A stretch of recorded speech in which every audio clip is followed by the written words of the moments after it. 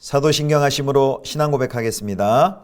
전능하사 천지를 만드신 하나님 아버지를 내가 믿사오며 그 외아들 우리 주 예수 그리스도를 믿사오니 이는 성령으로 잉태하사 동정녀 마리아에게 나시고 본디오 빌라도에게 고난을 받으사 십자가에 못 박혀 죽으시고 장사한 지 사흘 만에 죽은 자 가운데서 다시 살아나시며 하늘에 오르사 전능하신 하나님 우편에 앉아 계시다가 저리로서 산자와 죽은 자를 심판하러 오시리라.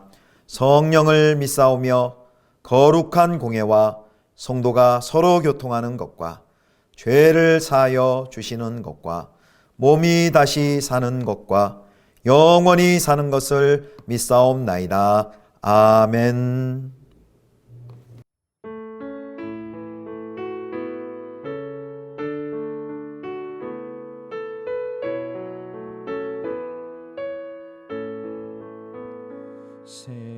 샘물과 같은 보혈은 주님의 피로다. 보혈의 죄를 씻으면 정하게 되겠네. 정하게 되겠네. 정하게 되겠네. 보혈의 죄를 씻으면 정하게 되겠네.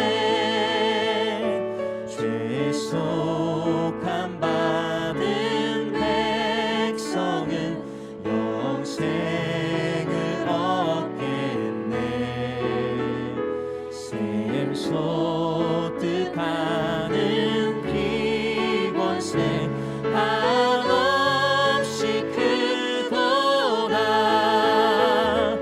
한없이 크도다. 한없이 크도다.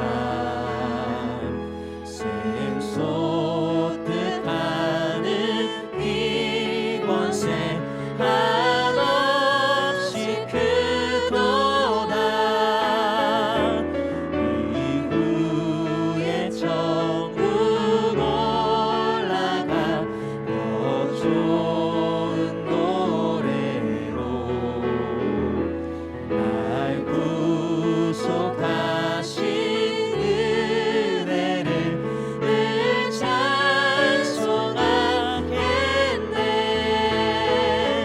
늘 찬송하겠네. 늘 찬송하겠네.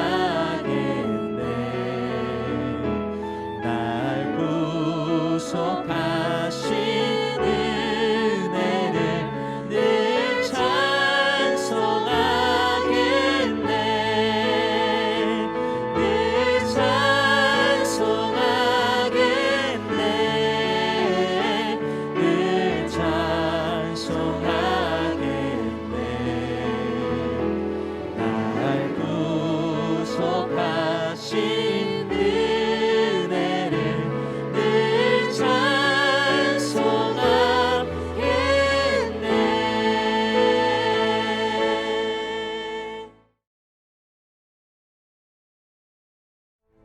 아침이 되매 다윗이 편지를 써서 우리아의 손에 들려 요압에게 보내니 그 편지에 써서 이르기를 너희가 우리아를 맹렬한 싸움에 앞세워두고 너희는 뒤로 물러가서 그로 맞아 죽게 하라. 요압이 그 성을 살펴 용사들이 있는 것을 아는 그곳에 우리아를 두니 그 성 사람들이 나와서 요압과 더불어 싸울 때 다윗의 부하 중 몇 사람이 엎드러지고 헷사람 우리아도 죽으니라. 요압이 사람을 보내 그 전쟁의 모든 일을 다윗에게 보고할세. 그 전령에게 명령하여 이르되 전쟁의 모든 일을 네가 왕께 보고하기를 마친 후에 혹시 왕이 노하여 네게 말씀하기를 너희가 어찌하여 성에 그처럼 가까이 가서 싸웠느냐? 그들이 성 위에서 쏠 줄 알지 못하였느냐? 여룻베셋의 아들 아비멜렉을 쳐 죽인 자가 누구냐? 여인 하나가 성에서 맷돌 윗짝을 그 위에 던짐에 그가 데베스에서 죽지 아니하였느냐? 어찌하여 성에 가까이 갔더냐 하시거든. 네가 말하기를 왕의 종 햇사람 우리아도 죽었나이다 하라. 전령이 가서 다윗에게 이르러 요압이 그를 보낸 모든 일을 다윗에게 아뢰어 이르되 그 사람들이 우리보다 우세하여 우리를 향하여 들로 나오므로 우리가 그들을 쳐서 성문 어귀까지 미쳤더니 활 쏘는 자들이 성 위에서 왕의 부하들을 향하였사오매 왕의 부하 중 몇 사람이 죽고 왕의 종 햇사람 우리아도 죽었나이다. 너는 요압에게 이같이 말하기를 이 일로 걱정하지 말라. 칼은 이 사람이나 저 사람이나 삼키느니라. 그 성을 향하여 더욱 힘써 싸워 함락시키라 하여 너는 그를 담대하게 하라. 우리아의 아내는 그 남편 우리아가 죽었음을 듣고 그의 남편을 위하여 소리내어 우니라.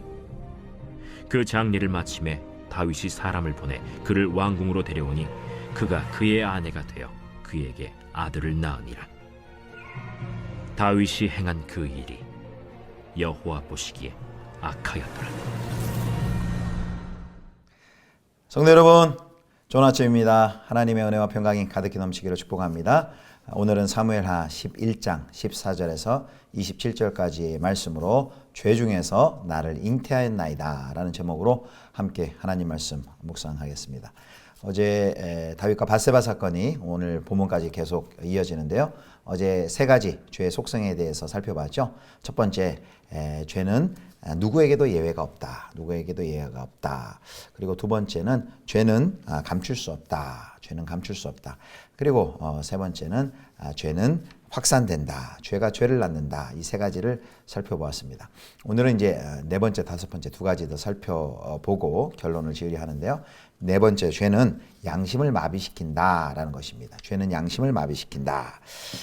이제 밧세바의 남편인 우리아가 전투에서 죽은 뒤 다윗은 이제 비로소 안심하고 자신의 모든 죄가 덮여졌을 것이라고 생각을 했을 것입니다. 그리고 우리아의 장례를 치른 후에 애도 기간이 지나자 태연하게 밧세바를 왕궁으로 데리고 와서 아내로 삼습니다. 이 죄는 죄인으로 하여금 끝없이 자기를 합리화하게 만듭니다. 그리고 죄는 죄를 짓는 동안 그것이 죄라고 느끼지 못하게 한다는 사실입니다.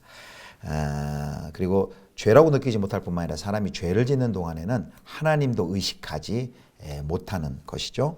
마치 나병에 걸리면 살점이 떨어지고 썩고 불에 데워도 전혀 아프지 않은 것처럼 무감한 것처럼 죄를 깨닫지 못하는 것입니다. 죄에 빠진 이 다윗은 너무나도 잔인해져 있는 모습을 우리가 살펴볼 수 있습니다.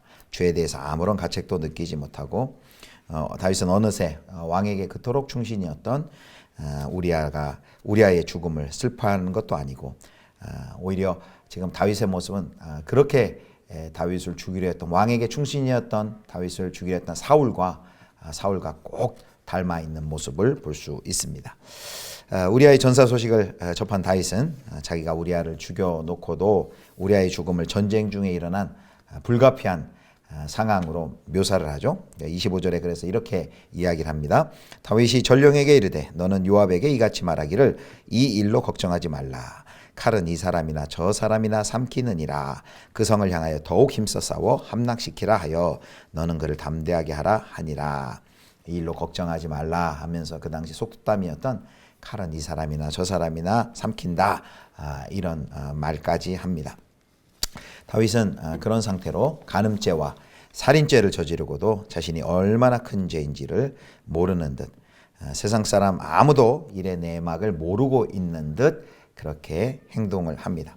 아마 그런 죄를 짓고도 회개하지 않고도 안식일이면 아마 제사하고 하나님의 이름을 높여 불렀겠죠. 그래서 죄는 우리를 실제적 무신론자로 만듭니다. 실제적 무신론자가 무엇일까요? 입으로는 하나님을 믿고 찬양하고 사랑한다고 고백하지만 실제로는 마치 무신론자처럼 삶에서 행동하는 사람을 두고 하는 말입니다. 그토록 신실하고 하나님을 경외하였던 다윗의 모습은 어디 가고 이제 그는 하나님을 인정하지 않는 괴물로 바로 죄가 다윗을 괴물로 만들어 버린 것입니다. 자, 네 번째가 죄는 양심을 마비시킨다였고요. 마지막 다섯 번째, 죄의 결과는 참혹하다. 죄의 결과는 참혹하다입니다. 다윗은 잠시의 쾌락의 대가로 어마어마한 참혹한 대가를 이제 치르게 됩니다. 그래서 이 죄의 파괴력은 상상을 초월하게 됩니다. 최근에 한 대중에 알려진 음악 작곡가가 마약 혐의로 구속이 됐죠. 그 관련 기사를 읽다가 그 마약 담당 형사가 담당자가 했던 이야기를 이렇게 읽었습니다. 이렇게 얘기하더라고요. 마약에 손을 대는 것은 지옥문을 여는 것이다. 이렇게 얘기를 했습니다. 지옥문을 여는 것이다. 그 첫 쾌락이 얼마나 큰지 그 쾌락을 맛을 본 사람은 이제 일상의 삶에 잔잔한 쾌락은 더 이상 들어오지 않는다는 거죠. 그래서 삶을 영위해 갈 수 없고 완전히 삶을 망가뜨린다는 거죠. 호기심의 마약에 손을 대면 그 쾌락 때문에 손을 댔다 삶이 완전히 망가진다. 이런 이야기를 하는 것을 기사를 보았습니다.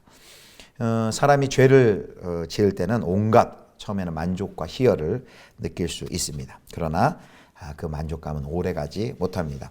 죄를 지은 후 치러야 하는 대가가 반드시 있기 때문입니다. 쾌락은 잠깐이고 그 쾌락에 대한 엄청난 대가를 치르게 됩니다. 그래서 저자는 오늘 이제 사무엘 12장 10절에 보면 저자는 마치 이래도 죄를 짓겠는가라는 식으로 우리에게 이야기합니다. 사무엘하 12장 10절 그 뒷장이죠. 제가 읽겠습니다.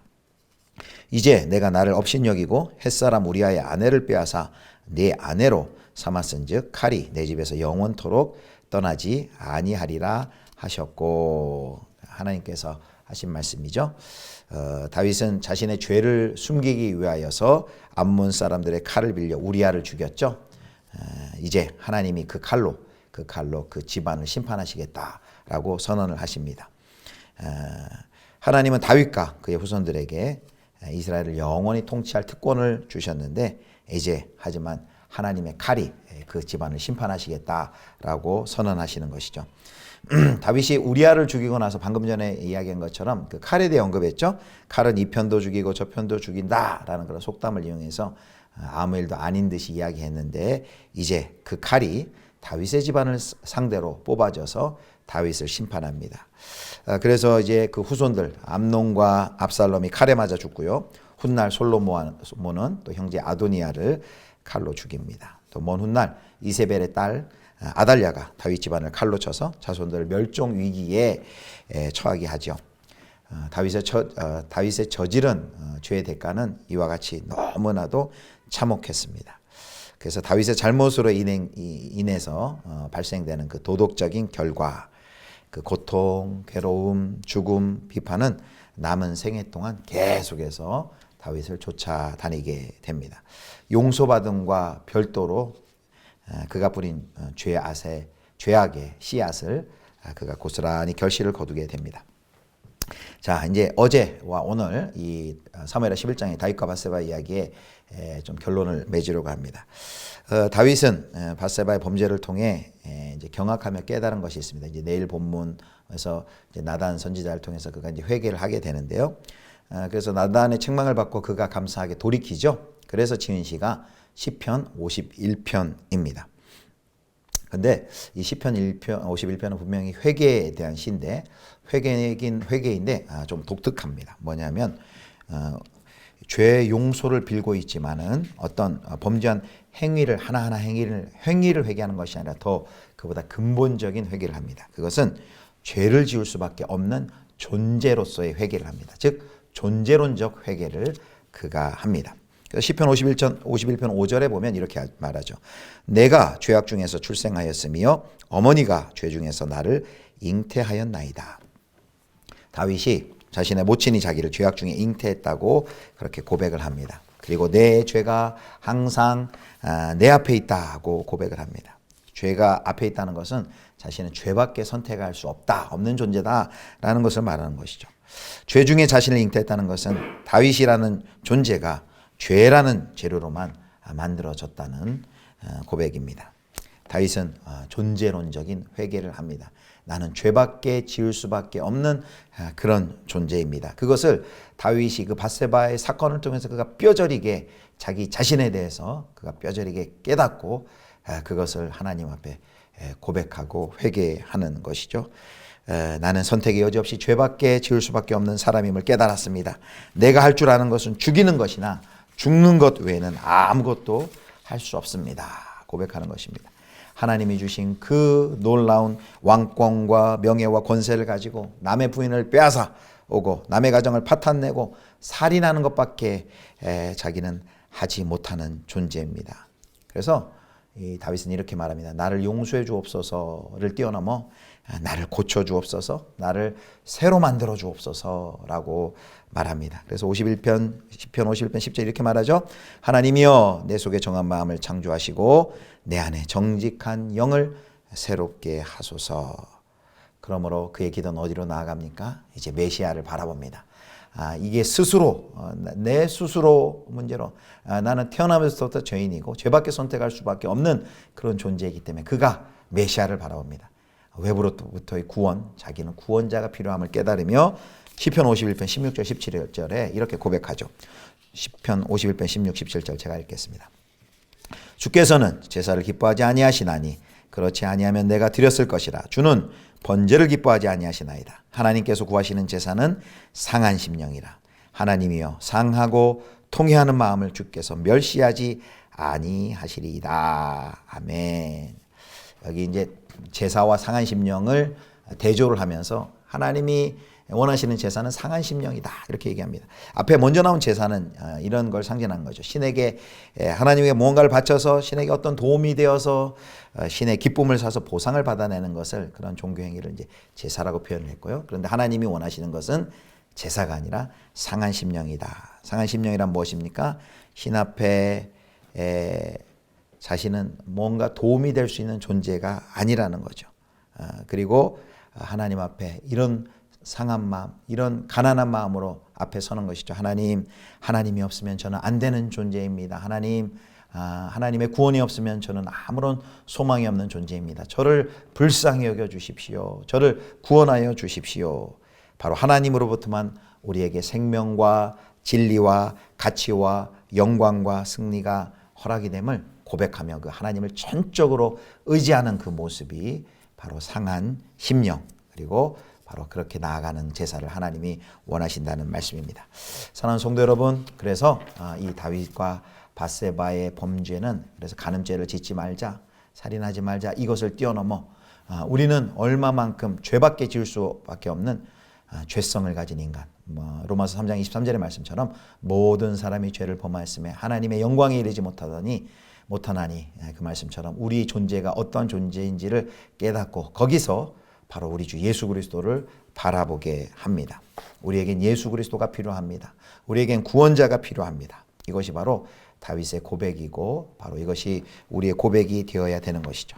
사랑하는 성도 여러분, 우리에게는 예수 그리스도가 필요합니다. 예수 그리스도 외에는 인간의 이 죄 문제를 해결할 수 있는 길이 없습니다. 예수 그리스도 외에는 하나님의 생명을, 하나님의 영광을 다시 회복할 방법이 없습니다.